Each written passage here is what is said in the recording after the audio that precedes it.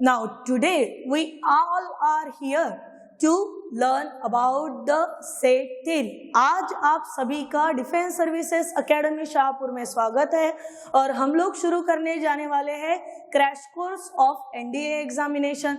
Now first unit is a set theory. So before starting the set theory एक खेल खेल लेते बेटा, about to know the set theory. मुझे सबसे पहले ये बताओ, आप सभी के सभी बच्चे जो है वो क्रिकेट मैच तो देखते ही होंगे। अभी क्रिकेट मैच जब आप लोग देखते हो उसमें भी अलग अलग तरीके के कैटेगराइज होते हैं। अभी वो कैटेगराइजेशन में एक होता है आपका वर्ल्ड कप का मैच, उसके बाद वनडे मैच, देन द नया इंट्रोड्यूस हुआ है कुछ सालों से, that is the IPL match. और आप पर्टिकुलरली स्टूडेंट्स बोलने के बाद आपको बड़े रंगारंगी के गेम्स पता रहते हैं, all the knowledge about the cricket. So my question is कि हमारे पास ये समय पे टोटल कितने आईपीएल टीम अवेलेबल है। So first question is name the teams of IPL 2020। अभी सवाल ये लग रहा होगा मैडम ने स्टार्टिंग करा के दी थी कि सेट थ्योरी पढ़ने जा रहे हैं और सेट थ्योरी में बीच में ही मैडम ने ये आईपीएल मैच कहाँ से ला ली। Now second term, IPL match के बारे में सोचते समय मैंने यहाँ पे एक वर्डिंग लिखा बेटा, आईपीएल 2020।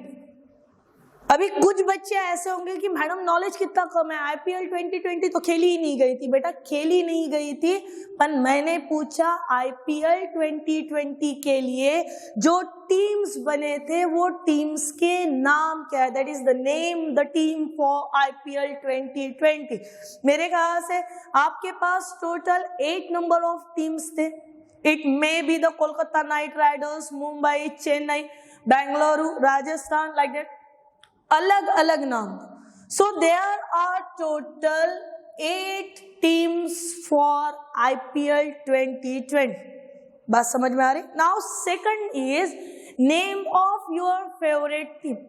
अभी आपको 8 टीम्स का जो नॉलेज था, मैंने पूछा what is your favourite team. तो 8 में से जो भी बच्चे ये समय पे वीडियोस देख रहे हैं, हर किसी के दिमाग में अलग अलग टीम का नाम आया होगा। हर किसी ने सोचा होगा मेरे लिए मुंबई, मेरे लिए कोलकाता नाइट राइडर्स, चेन्नई, हर किसी ने अलग अलग टीम का एज अ फेवरेट टीम के तौर पे नाम सोचा होगा। ठीक है, it means for the second question every individual student has a different answer. What I am saying, every student has a different answer. Now my third question is name the subject studied in CBSE class 10। अभी जो बच्चे अभी crash course के लिए बैठे वो सभी के सभी 10th स्टैंडर्ड, 11th स्टैंडर्ड और ऑफिशियली 12th स्टैंडर्ड गए। Some of you are appeared in a 12th standard, pass fail ये रिजल्ट ही आने का है। तो इसी वजह से हम लोग सोच के चल रहे कि आपने सीबीएसई क्लास 10, उन्होंने बिल्कुल भी बुरा नहीं मानना, जो those are belongs to the state board. ठीक है, चाहो तो आप सीबीएसई के जगह पे स्टेट बोर्ड का कंसिडरेशन कर लो। So how many number of subjects, name that particular subjects. तो आपके पास अवेलेबल हो गए अलग अलग टाइप ऑफ सब्जेक्ट। उसमें हमारे पास आया मैथ्स, उसके बाद आया होगा आपका सोशल साइंस जिसको आपने बोला एसएस, देन आपके पास साइंस होगा, ईवीएस होगा, हेल्थ एंड एनवायरनमेंट एजुकेशन होगा। पर क्या ऐसा है क्या रे कि जो बच्चा सीबीएसई फ्रॉम भंडारा से पढ़ा है उसने 10th स्टैंडर्ड में कुछ अलग सब्जेक्ट पढ़े हैं, और जो नागपुर, औरंगाबाद, पुणे, धुले यहाँ से बिलोंग कर रहा है उसने अलग से पढ़े? तो नहीं। एक एक्सेप्शनल सब्जेक्ट जिसे आप लैंग्वेज कहते हैं, वो लैंग्वेज मराठी हिंदी छोड़ के अलग अलग, वही इसमें एक वेरिएशंस होंगे, बाकी बचे हुए आपके जितने भी 6-7 सब्जेक्ट होंगे वो सभी का आंसर्स यहाँ पे सेम आया होगा, like the name of team for the IPL का आया होगा। Now second one, fourth question है मेरा, which one is your toughest subject? जो भी 10th स्टैंडर्ड तक पढ़े थे उसमें का सबसे डिफिकल्ट कौन सा लगा? कौन सा सब्जेक्ट ऐसे लगा जो टफ लगा होगा? मैथ्स का नाम मेरे ख्याल से तो नंबर 1 पे रखे होंगे, mathematics is the toughest subject. Secondly फिर किसी को इंग्लिश लगा होगा, किसी को सोशल साइंस लगा होगा। मुझे टिल द डेट तक आज भी सोशल साइंस ही टफेस्ट लगता है ना। इसका मतलब अगेन इंडिविजुअली हर एक का आंसर यहाँ पे बदल गया फॉर द क्वेश्चन नंबर 4। अभी दिमाग में ये घूम रहा कि मैडम बोले तो थे सेट थ्योरी, शुरू कर दिए आईपीएल से जंप मारे हमारे भूतकाल में, पास्ट में, वहां से हमको 10th स्टैंडर्ड याद कराने के लिए बोले। इतना पारायण होने के बाद फिर पूछ लिए तब कौन सा सब्जेक्ट डिफिकल्ट लगता था।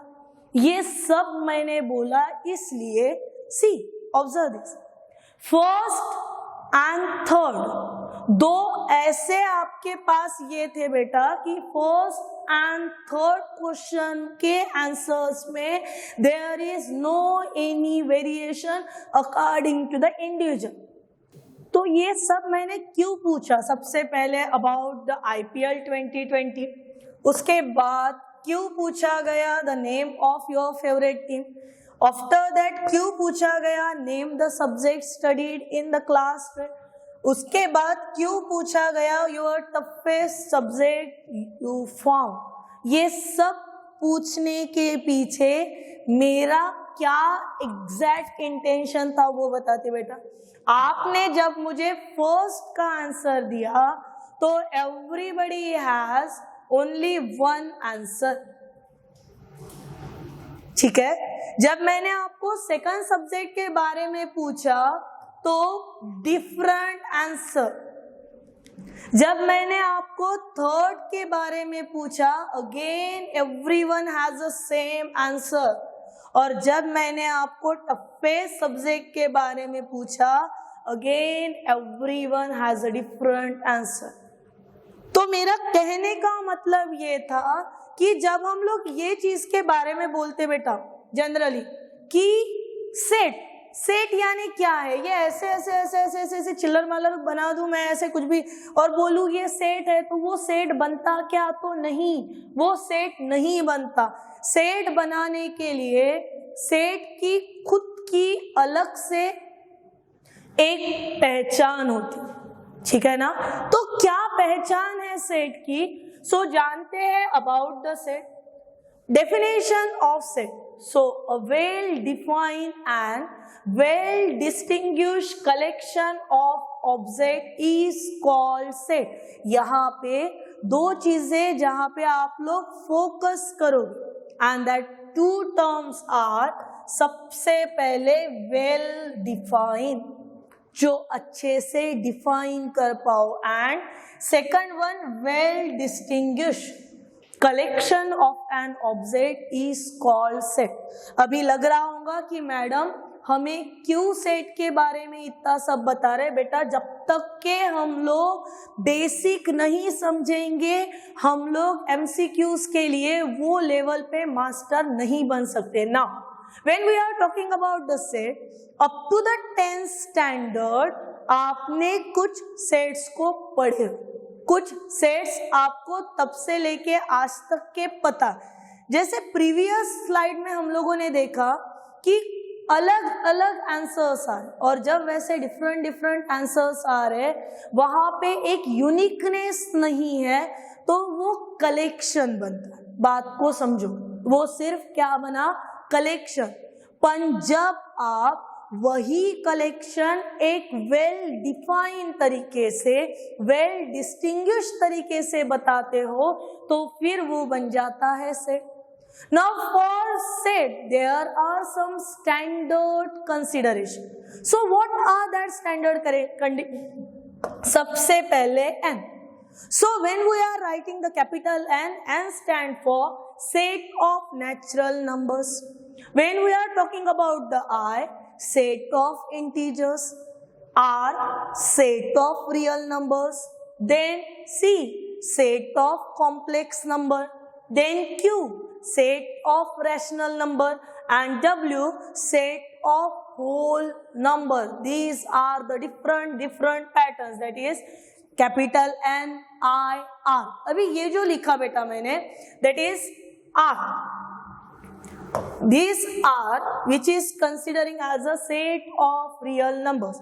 Set of real numbers को दो पैटर्न में डाला जाता. वो दो पैटर्न में first one R plus and second R minus. तो ये मीनिंग क्या है R प्लस और R माइनस? सिंपली R है, इसका मतलब set of real numbers. R plus अगर है it mean set of positive real numbers, and when R minus it means set of negative real number. This is about the standard consideration of set. Now what are the important points for the set? First of all, set is an undefined term. कैसी है ये term?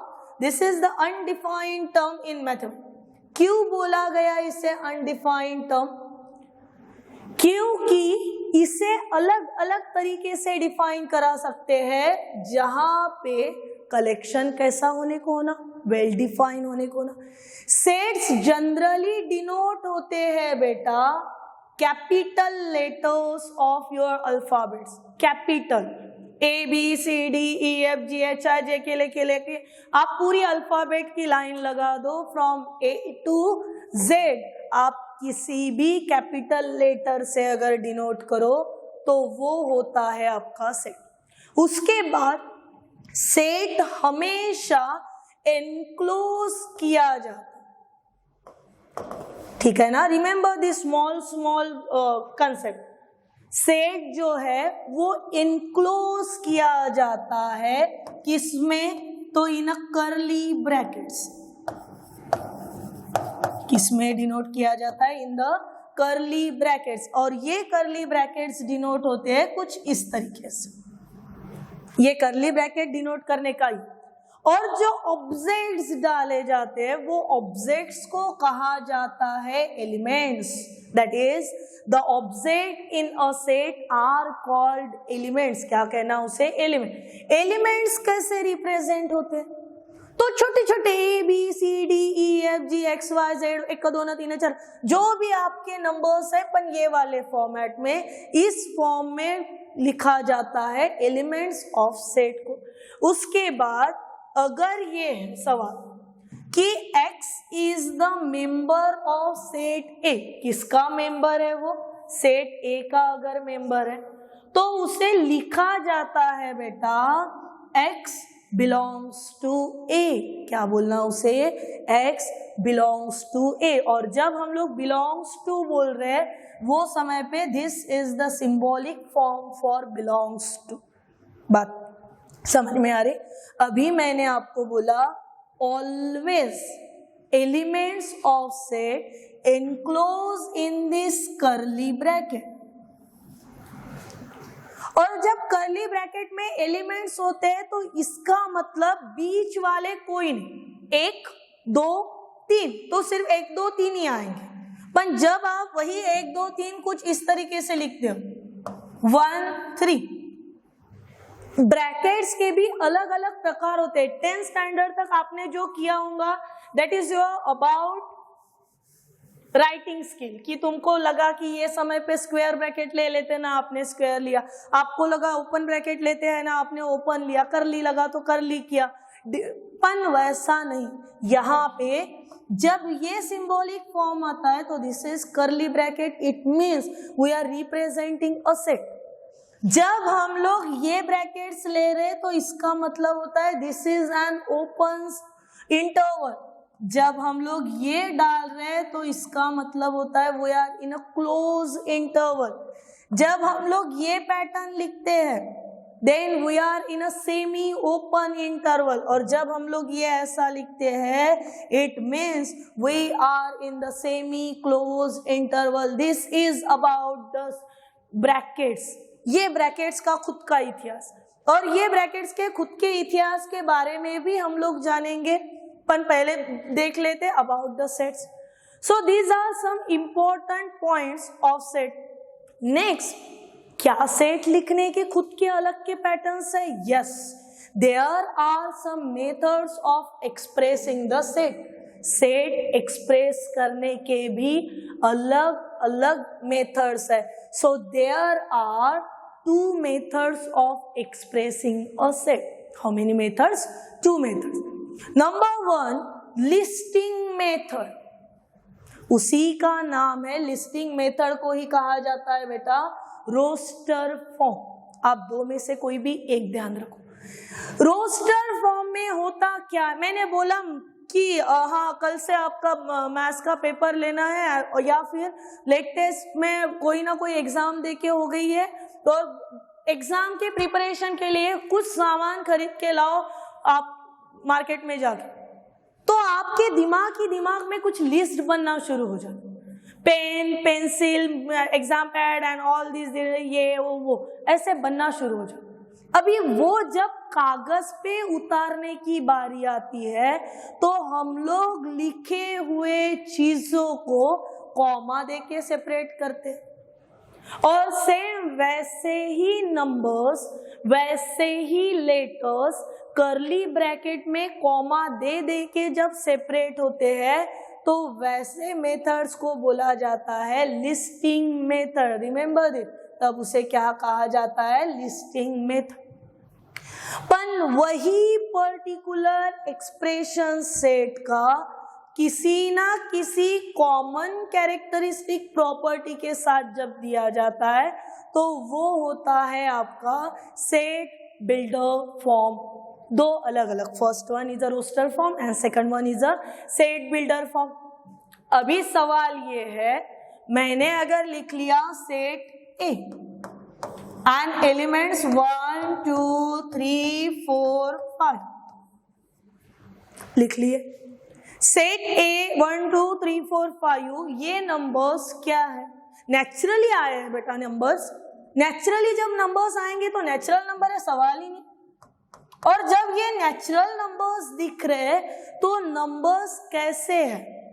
1 2 3 4 5, ये जो number है ये 5 तक के number है और 5 से छोटे वाले नंबर है। इसका मतलब जब मुझे ये सेट बिल्डर फॉर्मेट में डालना है वही दिए हुए सेट को, तो मैं लिखूंगी कैसे? A is a set of element X such that, ये जो लाइन मारी गई है ना, डोंट टेक अदरवाइज, ये जो है उसे कहा जाता है सच दैट। क्या सच है?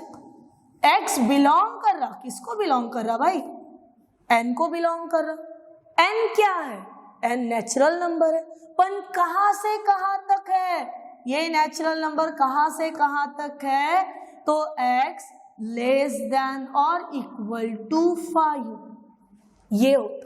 जो फर्स्ट लिखा गया it's about the roster form, जो सेकंड लिखा गया it's a set builder form और द लिस्टिंग फॉर्म। ये सब चीजों के बारे में जब तक के हम लोग जानेंगे नहीं तब तक के हम कॉम्पिटेटिव के प्रिपरेशन में मास्टर नहीं बन सकते। रिमेंबर दिस थिंग, ठीक है। नेक्स्ट जानते हैं बेटा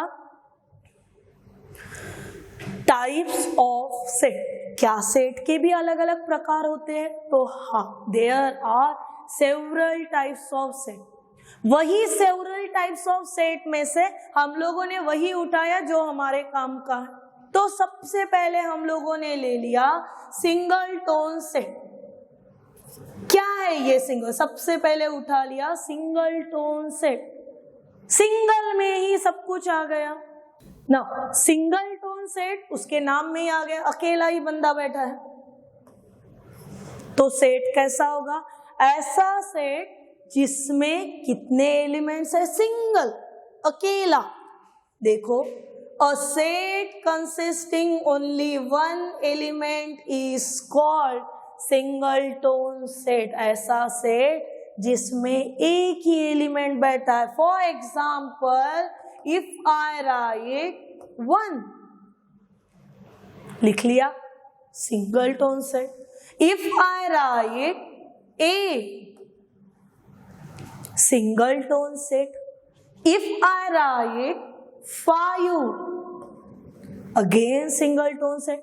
तो a set which containing only one element is called singleton set. Now talking about the second, empty set, empty bucket, empty set. नाम में क्या है, पर नाम में बहुत कुछ रखा है।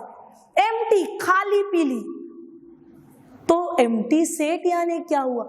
empty set हुआ ऐसा सेट जिसमें कुछ नहीं है रे, पूरा खाली पीली सेट है। तो a set which does not contains any element is called empty set. लिखेंगे कैसे empty set को? So this is the symbolic form for the empty set. खाली पीली करली ब्रैकेट रख दिया, वो बन गया empty set। इसी को लिखा जाता है, this is also be denoting as this one, phi, empty set, जिसमें कुछ नहीं है, पर कुछ तो भी भर के अगर आ गया कि ऐसा सेट जो एम्प्टी नहीं है वो नॉन एम्प्टी हो जाएगा। बात समझ में आई? Now come to the third one, that is the universal set.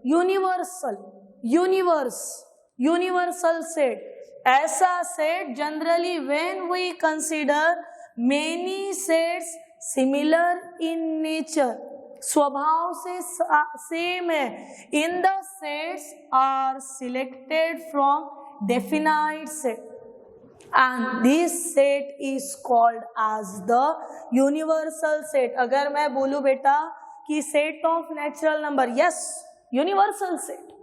set of real number, yes, universal set. अभी बात देखो, अगर n बोल दूं मैं, if I consider n set of natural number, मुझे रोस्टर फॉर्म लिख के दिखाओ। Now write the roster form for real number. Set of real number के लिए रोस्टर फॉर्म दीजिएगा, और जिद पे ही अड़ गए अपन। तो कुछ बच्चे सेट ऑफ रियल नंबर को रोस्टर फॉर्मेट में डालने के लिए शुरू कर दिए होंगे, 1 2 3 4, हाँ ना मैडम आ जाता ना, -1 -2 सभी नंबर्स। पर बेटा जब हम लोग रियल नंबर्स के बारे में जान रहे, so real numbers are inclose only this -infinity to +infinity. ठीक है, -इंफिनिटी टू +इंफिनिटी, जिसको ही हम लोग बोलते हैं सेट ऑफ रियल नंबर। मैंने करली ब्रैकेट नहीं लिया। -इंफिनिटी का मतलब कहाँ शुरू कहाँ खत्म दास्तान ही नहीं पता बेटा हमको, इधर भी इंफिनिटी उधर भी इंफिनिटी। तो जब पूरा ही और इंफिनिटी को कहाँ पे बांधोगे रे, कैसे बांधोगे इंफिनिटी को? कैसे बोल देंगे भाई इंफिनिटी तू इधर आ जा, हम तुमको करली ब्रैकेट में एनक्लोज करा के लिख लेते? नहीं, हो ही नहीं सकता उसको वैसे। इसीलिए जब हम लोग बात करते हैं सेट ऑफ रियल नंबर्स की, तो set of real numbers open bracket में डाला जाता है, that is -infinity to +infinity. इसीलिए ध्यान रखना अबाउट द यूनिवर्सल सेट कि क्या हो रहा है एग्जैक्टली यूनिवर्सल सेट। उसके बाद नेक्स्ट टाइप पे बढ़ते हैं, दैट इज अ सबसेट। क्या है ये सबसेट? ठीक है, सबसेट, सब देखो यहां पे फिर से नाम में आ गया जो आना था। Now subset is said to be subset of B. किसे बोलना है? सेट ए को किसका सबसेट बोला गया है? Subset of set B. कब बोल सकते कि ये इसका सबसेट है वो उसका सबसेट है? ऐसा कब बोल सकते हैं? जब हमारे पास every element of A is also an element of B.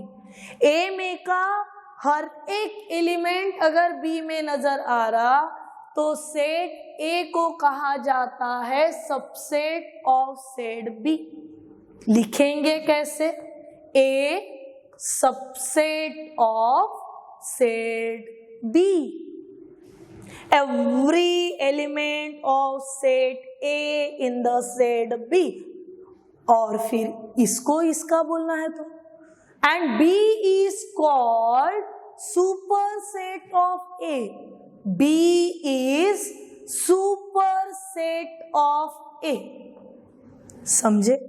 ये होता है सबसेट और सुपरसेट। अगर मैं बोलूं B is the subset of C, अब ये सबसेट का सिंबल देखो कैसा है, ये सबसेट का सिंबल, ठीक है ना। C के कान पकड़ के थोड़ा सा खींच लो तो सबसेट का सिंबल बन जाता है। This is the subset.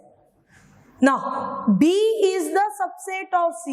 In another word, C is the superset of B. ठीक है? Now, next one, power set. किसे कहा जाता है power set? For any set A, कोई भी एक सेट है A, जहां पे set consisting of all the subsets of A. अगर मैंने बोला 1, 3, सो ये हुआ 1,3 हो रहा ना 1,3, और जब ये 1,3 हो रहा तो इसके छोटे छोटे सबसेट्स बना रही मैं। पहला subset 1, yes 1 is a subset of 1,3, simply 3 ये भी सबसेट है। 1,3 is again the subset of 1,3. Every set is a subset of itself. हर कोई खुद का सबसेट दे रहा तो वो एक हो गया। 5 is also subset of set. तो ऐसे जो छोटे सेट्स आते हैं वो सभी सेट्स को कहा जाता है power set, and power set is usually denoting as P of A. Remember all these things is called as P of A. Now next one, equal set. नाम इक्वल यानी सेम, इक्वल यानी जो exactly same है, सारखे। तो ये सारखे वाले दो एलिमेंट्स को लेके जा रहे हैं, पर इन्हें कब इक्वल बोलेंगे? क्या बेटा मैं ऐसा लिख लूं 1, 2, 3, 4, फिर मैंने लिखा 5, 6, 7, 8, क्या ये दो इक्वल है? अभी इसकी कार्डिनैलिटी आगे जाके वो चीज हमको आने वाली है ही, फिर भी एक बार हम लोग यहाँ पे देखें। कोई भी सेट जब कहा जाता है तो number of elements in a set is called cardinal number. उसे क्या कहा जाता है? Cardinal number. और मेरे पास पहला सेट मैंने लिख लिया set A having the 1, 2, 3, 4, set B 5, 6, 7, 8. Number of element in a set A, that is n of A is equal to 4. n of B is also is equal to 4. ठीक है ना, n of A is equal to 4, n of B also is equal to 4. इनका cardinal number same है। क्या same है? इनके cardinal number, element same नहीं। इसका मतलब ये हमारे इक्वल सेट नहीं हुए। तो फिर इक्वल सेट यानी क्या? तो इक्वल सेट यानी जब कोई दो सेट इक्वल रहते हैं, it means they have the same element. कैसे रहेंगे element? Same, exactly same. And if for all x belongs to A, x belongs to B, for all x, and that time equality is denoting as A is equal to B, और वो होते हैं equal sets. Now again one more point, finite, infinite. Finite माने क्या? ऐसा set जिसमें finite number of elements, that is it has finite number of elements. Finite यानी क्या होता है ये फाइनाइट? तो जहां के नंबर्स आप काउंट कर पाओ, that is countable number of elements in a given set, then that type of set is called as finite set. So what's about the infinite set? सीधी सी बात, जो फाइनाइट नहीं वो इनफाइनाइट है ना? So infinite set if it has an infinite number of elements is called infinite set. Now this is the operation, काट चाट वाला biological operation नहीं. हमारे पास मैथमेटिक्स में ऑपरेशन बोलने पे बाबा इतना ही आता रे, प्लस माइनस मल्टीप्लिकेशन डिवीजन, इसके अलावा कुछ नहीं. ठीक है ना, अपनी गाड़ी इधर ही घूमती, प्लस माइनस मल्टीप्लिकेशन, और अपने लिए यही ऑपरेशन हो जाता. उसी में का first part that is union of sets. Union, leader की यूनियन रहती, बच्चों की यूनियन रहती, स्टूडेंट्स की यूनियन रहती, लेबर्स की यूनियन रहती. क्या होता है ये यूनियन? यानी सब मिल जाओ, सब एक साथ आ जाओ, वो होता है यूनियन. वैसे ही सेट क्या जब यूनियन कर रहे, it means the set consisting of all elements. It may be from set A, it may be from set B, it may be from set C. सब जितने भी तुम्हारे पास सेट्स होंगे वो सब सेट्स को एक साथ ला लिया. जो नया क्रिएशन बनेगा वो होता है यूनियन ऑफ सेट, जिसको यूजुअली डिनोट करते हैं कुछ ऐसे और रीड करते हैं A यूनियन B. ठीक है, और देखो लिखा कैसे गया. A union B is equal to X such that X belongs to A or X belongs to B. This is about the types of sets. ये क्या है? Types of sets. And next part that is intersection of sets. Union हम लोगों ने देख लिए कि मिलके जब आ जाते हैं तो यूनियन बना देना. फिर इंटरसेक्शन. इंटरसेक्शन का मतलब दो इसमें कौन से एलिमेंट्स ऐसे हैं जो कि कॉमनली निकल सकते हैं. ठीक है ना, उसे कहा जाता है इंटरसेक्शन. और ये सिंबॉलिक फॉर्म है इंटरसेक्शन का. That is set consisting of all elements of U which are in both यानी जो कॉमनली चलेंगे. बेटा कॉमनली किस में चलेंगे? जो ए में भी है और बी में भी है, उसी एलिमेंट्स को कहा जाता है intersection of set A and B. ठीक है, एंड द डिनोटिंग बाय कुछ ऐसे, जहां पे आपने यू को ही पूरा का पूरा उल्टा कर लेना है ना. जब इंटरसेक्शन शुरू है वो समय पे it means A intersection B is equal to X is an element such that X belongs to A and X belongs to B. ये देखो ये and, ये important. ठीक है, X belongs to A and X belongs to B. तो जो commonly मिलते हैं वो इंटरसेक्शन है. फिर जानते हैं क्या कुछ इंपॉर्टेंट रिजल्ट्स है हमारे पास regarding to the union. Union को लेके क्या क्या रिजल्ट्स है वो जानते. सो सबसे पहले अगर दो सेट का यूनियन हो रहा तो आपको यूनिवर्सल सेट मिलेगा.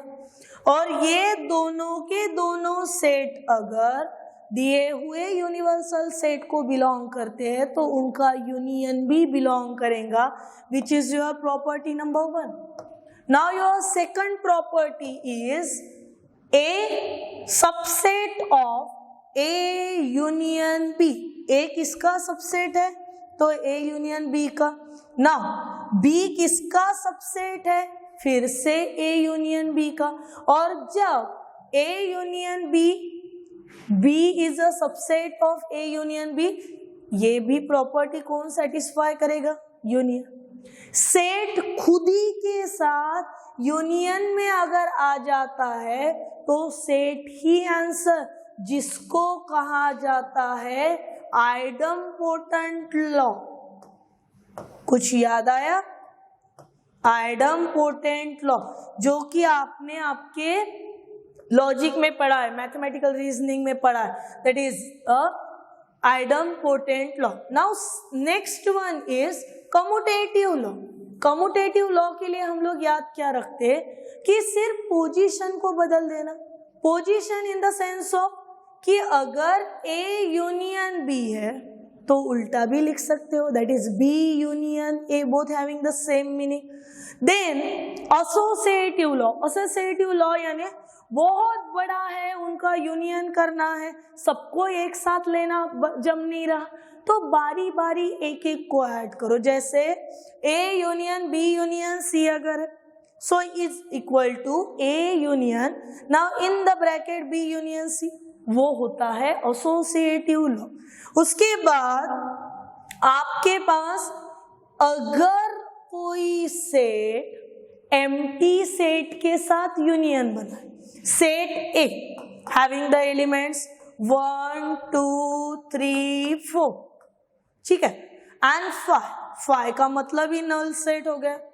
नल सेट है तो इसमें कुछ है ही नहीं, ठीक है ना. ये दोनों का मुझे यूनियन बनाना है. यूनियन अगर बनाना है तो इसमें कॉमन क्या है, ये इंपॉर्टेंट है कि सबको मिक्सचर लेके चलना है, वो इंपॉर्टेंट है. तो यूनियन में सबको मिक्स करके चलना है. तो यहाँ पे आ गया 1 2 3 4, नल सेट में कुछ था ही नहीं लेने के लिए. इसकी का मतलब जब हमारे पास ये चलेगा, that is A union 5, that is equal to only A. Next A union universal set, answer मिलेगा universal set. These are the identities law, जो कि आपने रीजनिंग में हुए हैं बेटा आपके पास. ये क्या है, आइडेंटिटी लॉ. सेम लॉस पढ़ेंगे फॉर द इंटरसेक्शन के लिए, कि ए और बी दोनों के दोनों अगर आपके पास बिलोंग कर रहे हैं यूनिवर्सल सेट को, तो उनका इंटरसेक्शन भी बिलोंग करेगा. उसके बाद ये तो सबसेट वाली प्रॉपर्टी कि A subset, intersection of B subset of A and A intersection of B subset of B. After that ये idempotent law for the intersection. This is your commutative law, then associative law. Now what happened here when A intersection phi, ठीक है, A intersection phi that is equal to phi, ठीक है ना. A intersection union getting the A. These are some properties of intersection. जानते हैं distributive law के बारे में. डिस्ट्रीब्यूटिव लॉ बहुत आसान बेटा. A intersection B first bracket union keep as it is, उसके बाद सेकंड के लिए लोगे A intersection C. This is the first distributive law. Second A union B intersection of A union C. These two are the distributive law. Same you are already studied in the mathematical logic. Next, disjoint set. ये बड़ा important. क्या होता है disjoint? Disjoint, ठीक है ना. तो जब disjoint set की बात करनी है तो disjoint set यानी दो ऐसे नॉन एम्प्टी सेट्स, ये डिसजॉइन कब होंगे, जब उनके इंटरसेक्शन में से तुमको कुछ भी नहीं मिले.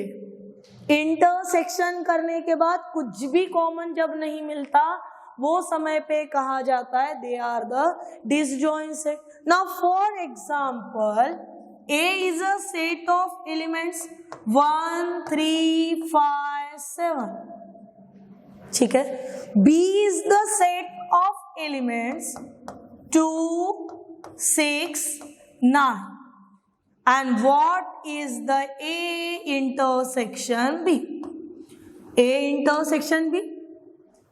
What are the common elements from A and B? Is there anything common which is lies in the A and lies in the B? So no, nothing is common. It means it's a empty set, it's a null set, it's a phi set. और जब ये ऐसी condition arise होती है, वो समय पे A and B is called as the disjoint set. And when sets are disjoint set, we get the answer is equal to phi. This is about. Now next के तरफ बढ़ते हैं, complementation. So what is competition? नहीं, complementation. What is mean by this complementation? So जब हम लोग complement लेते बेटा, कॉम्प्लीमेंट माने क्या?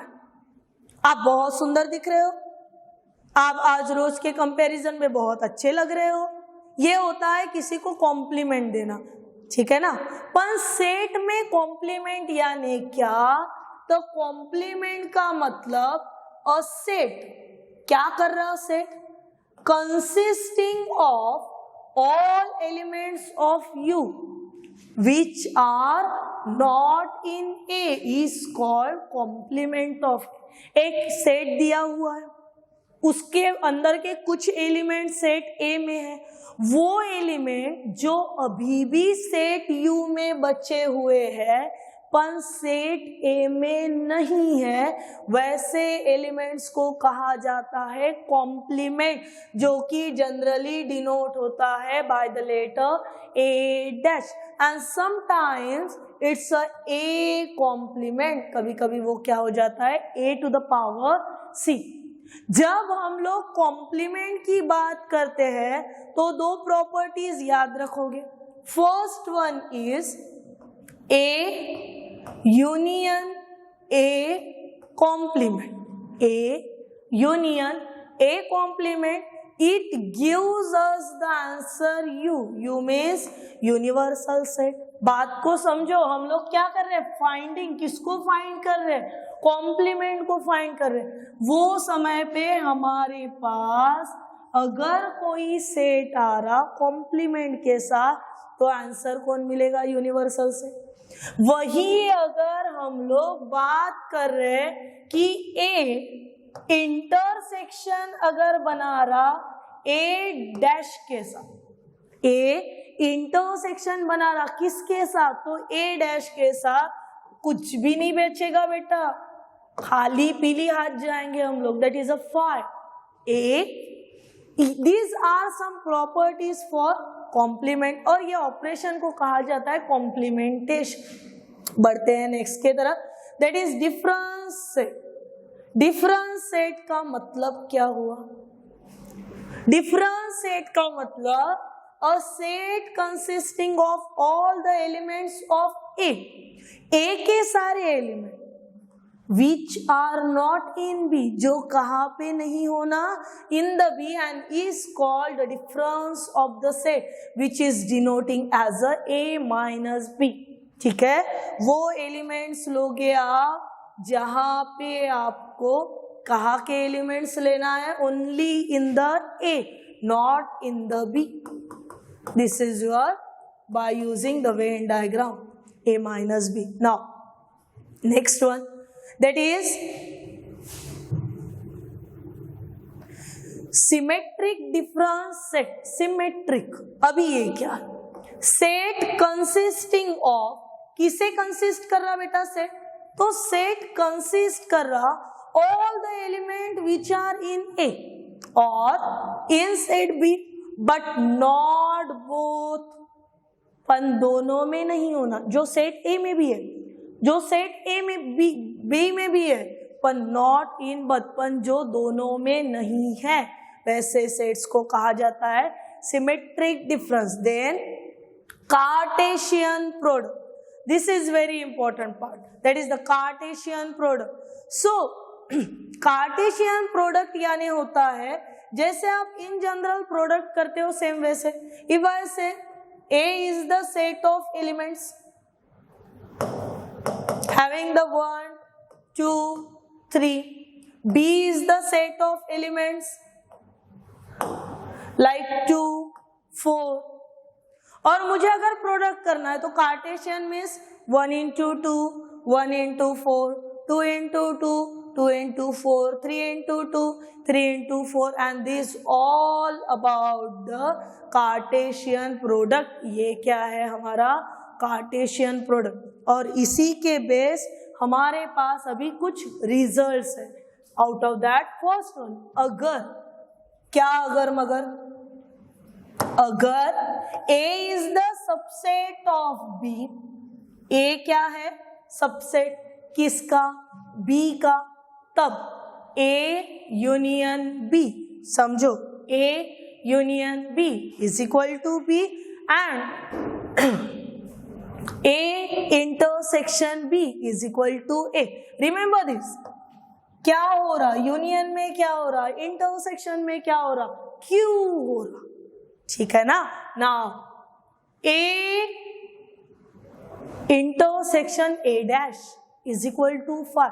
कुछ नहीं मिलेगा आपको, खाली भी हाथ लौटोगे आप यहां से. नाउ अगर यूनियन कराना है तो कौन सा सेट मिलेगा आपको, यूनियन कराना है तो कौन सा सेट मिलेगा आपको, यूनिवर्सल सेट.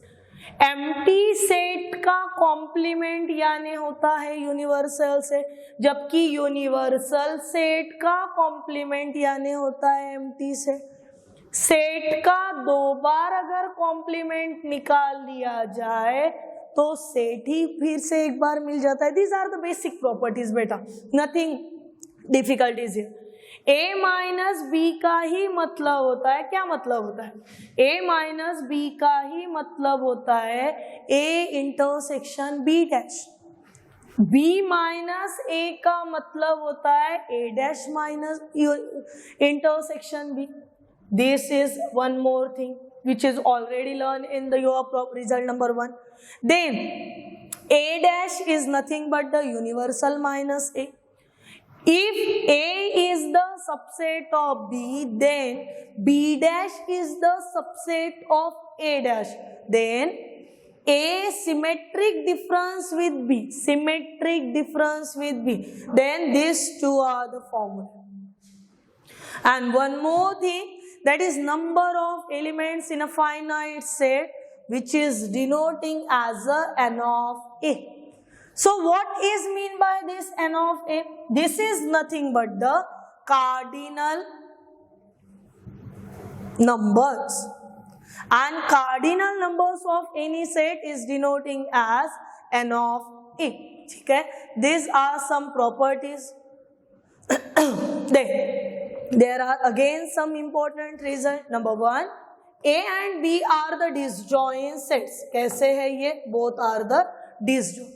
तो ध्यान रखो, जब डिसजॉइंट सेट है इसका मतलब उनका इंटरसेक्शन जो है वो क्या वैल्यू दे रहा, this value is equal to 5. और अगर वैल्यू इज इक्वल टू 5 है तो हमें ये डायरेक्टली आंसर्स मिल रहे हैं. समझो बेटा, इसके ये छोटी छोटी चीजें, एन ऑफ ए इंटरसेक्शन. बोलना मैडम ये क्यों आया ऐसा, तो ये फॉर्मूला है ना हमारे पास, इसीलिए वो आ गया.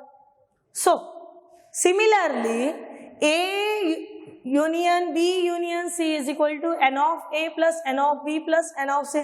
Again, if the numbers are sets are disjoint set, so no one is common there. Now this is your property. These two are again the most important properties to solve the numericals. Then third property. What is the third property? N of A intersection B dash is equal to n of A minus n of A intersection B. Then 4th, 5th, 6th. This is again important. See here. Cardinal number of n cross B. This is equal to cardinal number of B cross A, which is equal to product of n of A into n of B. Similarly, n of A cross B cross C, which is n of A into n of B into n of C, and A into A square, which is also be given as n of A whole square. Okay, now this is all about your set theory. Now we are going to discuss some questions, some numericals, some MCQs based on this set.